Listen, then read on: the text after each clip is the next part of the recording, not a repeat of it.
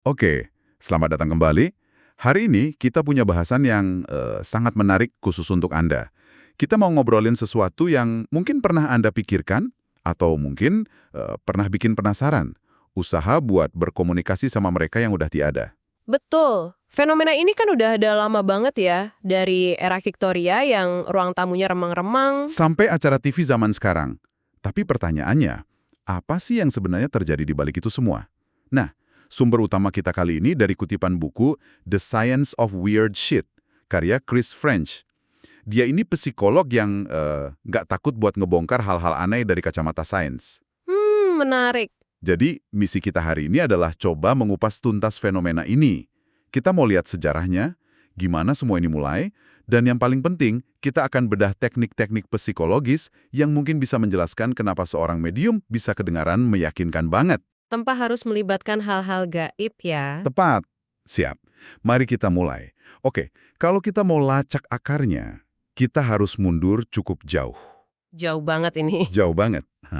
Tepatnya Maret 1848 di sebuah rumah kecil di Hydesville, New York. Di situ ada dua perempuan remaja, Kate dan Margaretha Fox.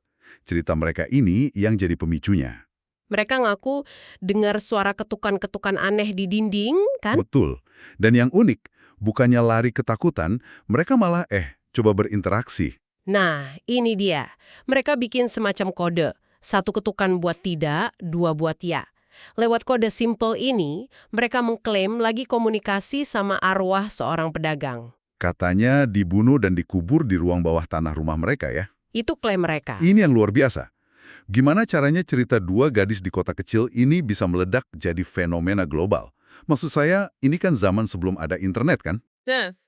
Belum ada media sosial, tapi beritanya nyebar kayak api. Nah, apa yang bikin masyarakat waktu itu siap banget buat percaya hal ginian? Nah, ini bagian yang paling menarik kalau kita lihat dari kacamata sejarah. Konteksnya itu kuncinya. Sesi pemanggilan arwah atau sains itu memang nyebar cepat banget di Amerika, terus ke Eropa. Tapi ada satu pemicu besar yang sering dilupakan. Sains itu sendiri. Tunggu. Sains? Kok bisa? Tepatnya, publikasi buku Charles Darwin, On the Origin of Species, tahun 1859. Darwin? Buku tentang evolusi? Apa hubungannya sama arwah? Erat banget.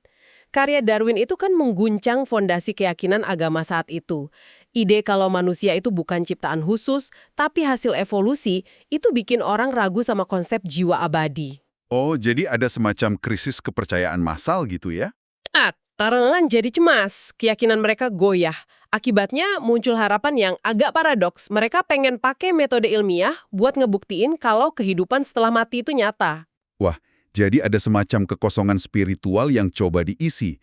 Dan ironisnya, mereka nyari buktinya lewat metode yang sama yang udah ngeruntuhin keyakinan lama mereka. Persis. Kecemasan kolektif inilah yang jadi bahan bakar gerakan spiritualisme. Saking seriusnya, tahun 1882 di Inggris sampai didirikan lembaga namanya Society for Psychical Research. Itu isinya siapa? Para cendekiawan top pada masanya. Dan salah satu tujuan utama mereka adalah yaitu menguji klaim para medium secara ilmiah. Mereka benar-benar pengen tahu. Oke, jadi gerakan ini lahir dari campuran duka pribadi dan krisis keyakinan massal. Sekarang kita lompat ke praktiknya.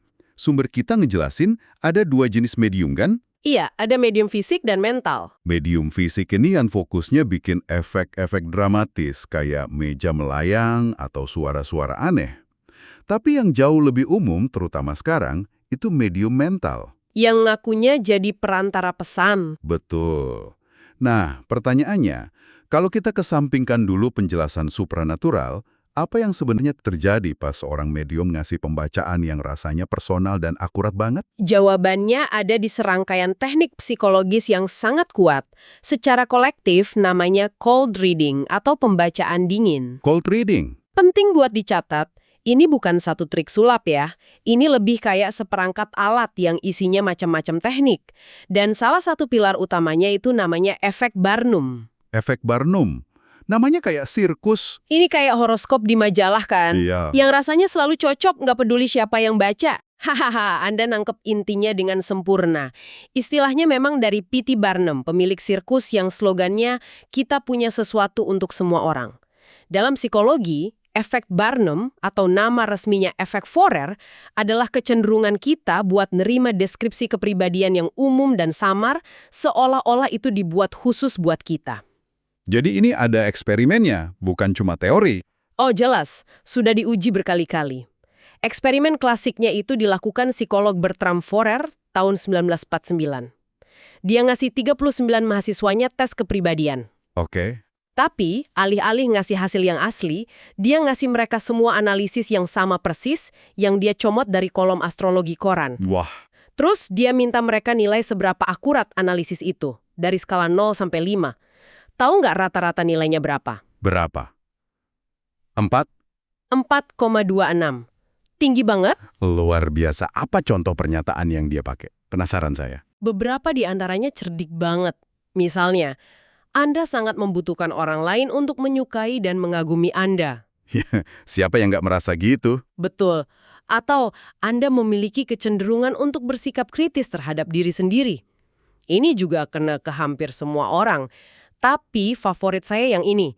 Terkadang Anda ekstrovert, ramah, dan sosial, sementara di waktu lain Anda introvert, waspada, dan pendiam.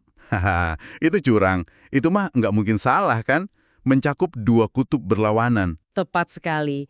Jadi medium bisa aja bilang, almarhum ayah Anda itu orang yang kuat, tapi di dalam hatinya dia punya sisi lembut. Dan hampir semua orang bakal bilang, betul banget, itu ayah saya. Persis. Klien atau sitter istilahnya, itu secara aktif akan mencari dan menemukan makna di pernyataan umum itu. Otak kita itu secara alami mencoba nyambung-nyambungin titik, biarpun titiknya sengaja dibuat kabur. Wah, kalau dipikir-pikir, itu artinya kliennya sendiri yang menciptakan keakuratan itu ya. Bisa dibilang begitu, mereka ikut berpartisipasi. Berarti ingatan kita juga perannya besar dong di sini. Sangat besar. Ini membawa kita ke teknik cold reading berikutnya, yang fundamental banget. Memanfaatkan cara kerja ingatan kita yang nggak sempurna, terutama ingatan selektif. Oke. Sumber kita punya satu anekdot yang gamblang banget soal ini. Ceritanya tentang perempuan muda yang takjub banget setelah sesi sama seorang paranormal. Dia yakin paranormal itu sakti karena berhasil nyebut nama ibunya, Sheila. Nah, kalau ini kan lebih spesifik, bukan pernyataan umum lagi. Gimana triknya di sini? Disinilah rekaman audio jadi penting. Waktu sesinya diputar ulang, kenyataannya jauh beda. Si paranormal itu nggak pernah dengan percaya diri bilang, nama ibu Anda Sheila. Oh iya. Terus gimana? Yang dia lakukan itu, dia melempar jaring yang sangat lebar.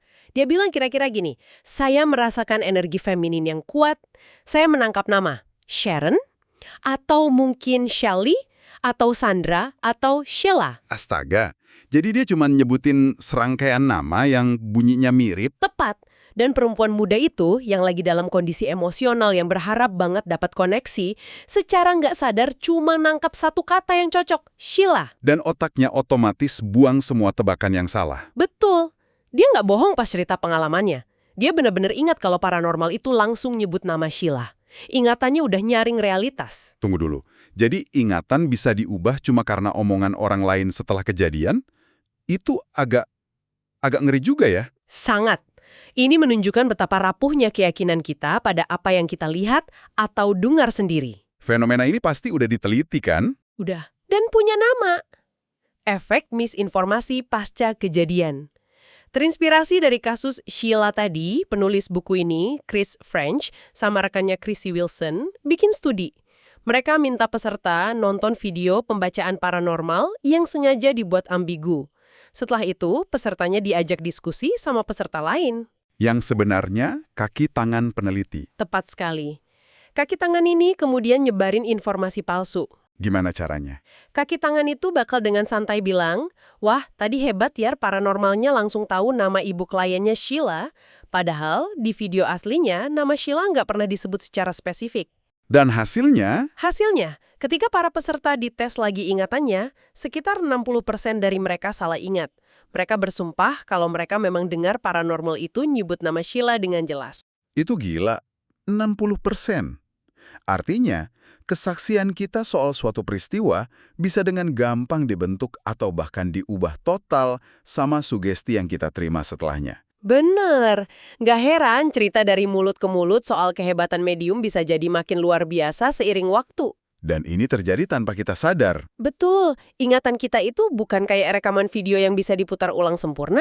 Dia lebih kayak cerita yang kita tulis ulang tiap kali kita ingat, dan cerita itu bisa dipengaruhi informasi baru, harapan, dan emosi kita. Ngomong-ngomong soal praktek langsung, Chris Friend sendiri pernah punya pengalaman unik kan? Di salah satu acara TV, dia diminta nyamar jadi medium. Oh ya, untuk mendemonstrasikan tekniknya. Iya, dan ceritanya di buku itu lucu banget. Dia ngaku gugup banget, tapi malah pakai kegugupannya itu sebagai alat. Taktik yang cerdas. Gimana caranya? Dia bilang ke kliennya, "Duh, maaf ya, ini pertama kali saya di TV, jadi saya agak gugup. Saya butuh bantuan Anda buat fokus." Ah, brilian. Dia langsung bikin kliennya jadi rekan kerja. Betul. Kliennya jadi lebih proaktif, lebih pengen sesi ini berhasil, dan lebih mau ngebantu ngisi bagian yang kosong. Itu cerdas banget. Dia mengubah dinamika. Klien nggak lagi pasif nunggu bukti, tapi aktif berpartisipasi dalam penciptaan bukti itu sendiri. Tepat. Terus dia pakai trik klasik. Pertanyaan yang disamarkan jadi pernyataan. Misalnya dia bilang, "Saya merasakan kakek Anda ini orangnya rapi banget ya." Oke? Kalau kliennya bilang iya, dia bakal ngangguk. Sudah saya duga. Energinya terasa terorganisir. Tapi kalau kliennya bilang tidak, dia bisa langsung balikin keadaan. Gimana walikinnya? Sudah saya duga. Beliau itu tipe yang nggak pernah pusing merapikan barang-barangnya kan? Energinya bebas. Ini pertanyaan yang nggak bisa salah. Teknik yang disebut the psychic credit. Apapun jawabannya, mediumnya yang ambil kredit, seolah-olah dia udah tahu. Dia juga pakai tebakan probabilitas tinggi. Dia bilang ke klien, "Saya lihat ada tumpukan foto-foto lama di rumah Anda. Belum sempat dimasukin album ya?" Dan itu kemungkinan besar benar, apalagi di zaman sebelum era digital. Benar saja. Kliennya langsung terkesima. Semua ini contoh sempurna gimana cold reading itu bukan soal sihir, tapi soal pemahaman mendalam psikologi manusia. Keinginan kita buat terhubung, sifat ingatan kita yang fleksibel, dan kecenderungan kita nemuin pola. Oke, itu kan komunikasi yang sifatnya verbal ya, lewat obrolan. Tapi gimana sama bukti yang lebih modern, yang kesannya lebih objektif? Kayak rekaman suara aneh di tempat angker itu, yang namanya EVP. Ah, ya. Electronic Voice Phenomena atau EVP, ini klaim dari para pemburu hantu kalau mereka bisa nangkap suara arwah di rekaman audio digital mereka. Biasanya kedengeran kayak bisikan samar di tengah-tengah suara desis kan? Betul, sangat samar. Sering banget itu di acara-acara investigasi paranormal. Mereka muter ulang rekaman, berdesis, terus tiba-tiba bilang, "Dengar." Dia bilang, "Pergi." Padahal yang saya dengar cuma... Apa yang Anda alami itu adalah kuncinya. Sumber ngasih dua penjelasan non-paranormal yang masuk akal banget. Pertama, yang paling simpel, bisa jadi itu memang suara manusia sungguhan. Maksudnya? Alat perekam yang super sensitif bisa aja nggak sengaja nangkep potongan percakapan orang di jalan, atau interferensi dari radio taksi atau stasiun radio yang jauh. Masuk ke akal. Tapi penjelasan kedua kayaknya yang lebih menarik secara psikologis ya. Jauh lebih menarik. Penjelasan kedua adalah pareidolia auditoria. Pareidolia itu fenomena psikologis di mana otak kita cenderung nyari dan nemuin pola yang familiar, terutama wajah dan suara, dalam data yang acak.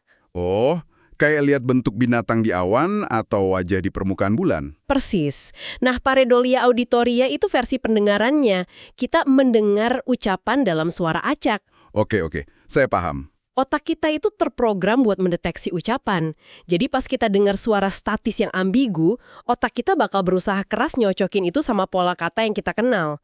Dan fenomena ini jadi jauh lebih kuat kalau ada sugesti. Maksudnya? Saat si pemburu hantu bilang ke Anda, dengerin baik-baik, arwahnya bilang, tinggalkan, dia sebenarnya lagi ngasih jawaban ke otak Anda. Otak Anda kemudian akan berusaha keras nyocokin suara acak. Itu biar kedengeran kayak kata tinggalkan. Jadi kita nggak lagi mendengar secara objektif, tapi mendengar dengan ekspektasi. Tepat. Jadi, lagi-lagi otak kita yang secara aktif menciptakan makna dari ketiadaan, hanya karena kita pengen banget menemukannya. Kalau begitu, mari kita coba rangkum semua ini. Jelas banget kalau fenomena komunikasi dengan arwah ini punya akar sejarah yang dalam ya, lahir dari kegelisahan di abad ke-19. Betul. Dan teknik-teknik yang dipakai medium modern kayak cold reading itu sangat mengandalkan prinsip-prinsip psikologi yang kuat. Efek Barnum bikin pernyataan umum terasa personal. Sementara ingatan selektif dan kerentanan kita terhadap sugesti bikin kita mengingat sebuah sesi jauh lebih akurat dari kenyataannya. Dan yang paling penting mungkin adalah kesadaran bahwa ingatan kita itu sama sekali bukan rekaman yang sempurna. Ia bisa diedit, dibentuk, dan diwarnai ulang oleh harapan kita. Ini menjelaskan kenapa kesaksian personal, meskipun terasa tulus banget, seringkali nggak bisa diandalkan saat diuji secara objektif. Betul. Kalau kita tarik semua ini ke gambaran yang lebih besar, ada satu pemikiran akhir yang mungkin bisa Anda bawa pulang. Mengingat betapa kuatnya mekanisme psikologis yang bekerja di sini, keinginan alami otak kita buat nyari pola, rapuhnya ingatan kita, rentannya kita sama sugesti, dan yang paling dasar, kebutuhan kita yang mendalam buat nyambung lagi sama orang yang kita cintai. Pertanyaan yang paling menarik mungkin bukanlah apakah medium itu beneran ngomong sama arwah, Melainkan, apa yang bisa kita pelajari tentang cara kerja pikiran kita sendiri, tentang gimana kita mengatasi duka, ketidakpastian, dan kebutuhan akan makna dari daya tarik abadi fenomena ini. Mungkin dengan memahami kenapa kita begitu mudah percaya, kita justru bisa lebih memahami diri kita sendiri.